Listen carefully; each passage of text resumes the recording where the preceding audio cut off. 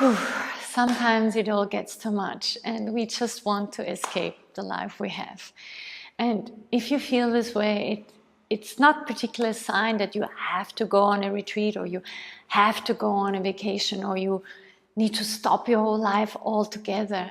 It might be an invitation just to get more grounded, more centered, more earthy, and connect to yourself and the ground beneath you. So this is a big, big teaching in Ayurveda. This whole feeling of, and here I share an excerpt from my book, Living Sadhana. We live a fast-paced life. Too much coffee, too little sleep, too many tasks, too much input and stimuli. And then we wonder why we feel anxious, restless, overstimulated, why we can't sleep, why we can't digest, why we cannot create meaningful interactions with people. In Ayurveda, this is called a Vata imbalance. Too much air and ether, too much stimulation, too less ground, too little earth, too little connection to the earth, too much space and ether. You know, bubbly, but there's no ground to it. So anxiety, fear, insecurity, overwhelm, restlessness, insomnia. In Ayurveda, these are classic Vata symptoms. They're not random, you know. And this is also not a weakness, and this is not, and you don't have to be a Vata constitution to feel this way. It's just too much stimulation and too little grounding. And I do the work I do as a yoga teacher, healer, body worker, Ayurveda yoga coach since a decade. And I tell you, people who come to me for the first time, the first thing most of the people tell me is what they want. They literally say, I want to feel more grounded. I want to feel more grounded. So you can ask yourself, what does that mean to you to feel more grounded? Yeah, for sure, less anxiety, less scattered, less overwhelmed. But it does feel kind of stable and secure and centered and still, and having a sense of this peacefulness, balance, equanimity inside of yourself. It's this physical groundedness we need. Unfortunately, I think most of us are way too much in our head and way too little in our body. So come back to that weight of the body, come back to the breath, yeah, come back into your hips, come back into the legs, and keep, as I've been saying in this whole series of this last month, come back to a grounding rhythm, come back to a grounding energy management, come back to a grounded attention. And now I invite you in today's video and the newsletter that goes with it to get grounded through yoga practice. And yoga teaches us to root before we rise. Yeah, in spirituality, what we call spirituality, this is so important. We if you get too much into the ether, and lose the contact with your body and with the practicality of life, you lose your grounding, you lose your footing. You might know this from yourself or other people. They have great ideas, great ideals. They talk about, I'm going to do this and this and this. And then you look at them and it's not happening.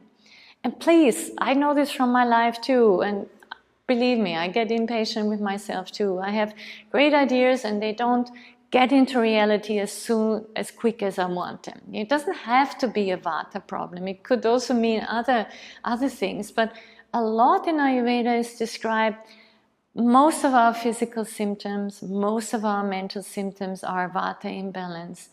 It's too much air and ether, too much stimulation, too much irregularity. What we need is to be grounded into our body, to get rid of too much mental stimulation and to get more grounded in our body through yoga, through meditation, being in nature, being in water, eating good food, eating grounded foods. So you need to return to your body, and movement, like in the case of yoga, can really ground you. And here's another tip, take micro pauses. That also helps to ground, 3 nasal breaths before opening your laptop even is a grounding action. Placing your feet on the floor. I recommend this earthing mats, to put underneath your laptop, or even as a yoga mat, or earthing sheets in your bed. Then feel your feet before answering anything.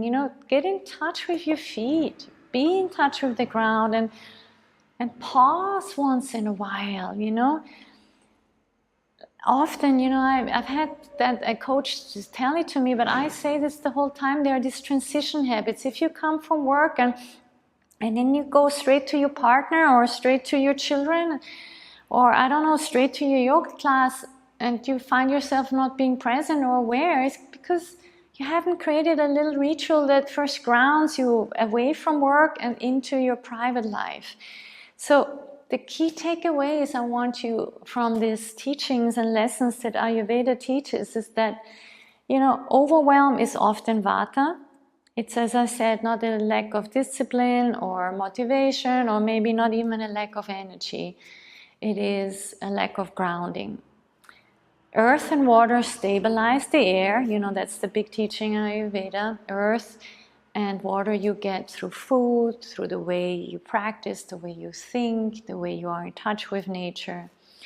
Grounding is physical and not conceptual, so you can get away from your head and into your body and get right away grounded. And you don't need to escape life to stay connected. You don't have to escape into Instagram or yet another movie, or you don't even have to escape to an island. I live on an island. You don't need to. You can be right in life and get grounded there and feel wonderful. But you just need to make it, like I said in the beginning of this whole sequence, into a rhythm.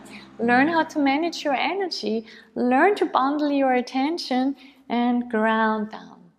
So my practice invitation for you this week is I have created a hip opening slow flow to stay grounded for busy days, which is very Kapha grounding. So you can go there for the full class into my yoga library for members and clients, or for parts of the class on my YouTube channel right here. I also invite you to get grounded, so to say, into a rhythm. Sign up for my newsletter. Every week you get a grounded, actionable advice on health and spirituality and how to connect to yourself and stay true to yourself. And yes, be part of my community. Sign up for my channel. Join me. Be there. Ground in yourself and feel your truth. And please, please be compassionate with yourself. It's not easy to navigate this modern world, but you can reconnect to yourself and you can get grounded, and it feels wonderful, especially if you're used to being a little bit Vata. Thank you very much. Namaste.